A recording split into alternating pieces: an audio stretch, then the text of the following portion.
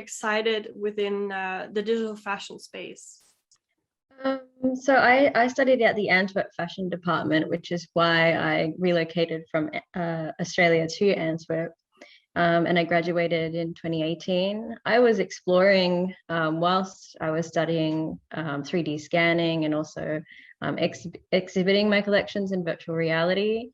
After I graduated, I also built my own kind of personal, more artistic projects based around working in digital. And I always just wanted to kind of keep pushing it more and more to these like magical extremes.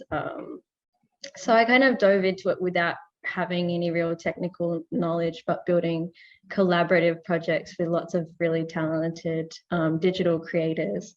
So we all had a lot of fun rebounding and learning off each other. And, you know, when we studied at the Antwerp fashion department, a lot of fashion there is built around narrative, around storytelling, building characters, worlds. So it's really like a artistic research-based way of developing fashion. So it translates so well and so easily into these virtual spaces. And that's where I really saw an opportunity to start working more and more digital.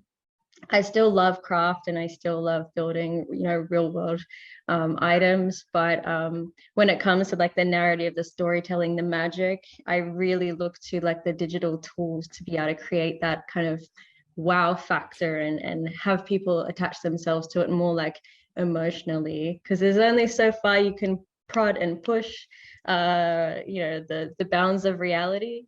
And a lot of the time at the academy, we were always trying to cover up our models and put them in ridiculous heels, and it was really painful for them.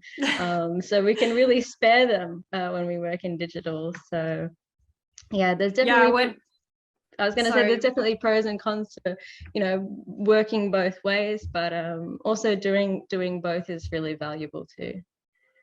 When I saw your work, I was super impressed also because you showed like some examples of game characters and different things. And we're going to talk about that in a second. But really, you are a role model for people who want to get into this space, because I feel like you're really relatable because you come from a traditional fashion school, but, you know, you are exploring all of these different mediums. And I think that's just really inspiring and stood out to me. Thank you. Yeah, and I wanted to add that I was watching some of your like, I'd say your interviews, and you seem to really care about the sort of like emerging fashion designers, like upcoming fashion designers, especially like those who, because you know, there's that system of like, you graduate from fashion school. Like I graduated from fashion school, and then I was so excited about an internship, you know, and then sometimes you get disappointed because you pretty much, especially when it's not paid, you know, you're like excited to be associated with a luxury fashion brand, you know, but in the end, it's like, it sort of like retards your creativity because you're just giving. And then in the end, you know, nothing really comes out of it. So I'm really excited about what you're doing, Mutani, and I'd really love to hear like more about it. I'm sure our audience would also love to hear more about it, because I feel like it's sort of solving this kind of problems, you know, that most fashion designer graduates will be facing after school. Mm-hmm. Yeah, I mean, that was really like the basis of why Mutani came up, because, you know, at this school we're pushed to our creative limits. But when you present a portfolio of this crazy stuff in front of most brands that are more commercially focused, you know, they say, wow, this is incredible, but they don't see you being able to mold or be fitted or shaped to the same way that they design.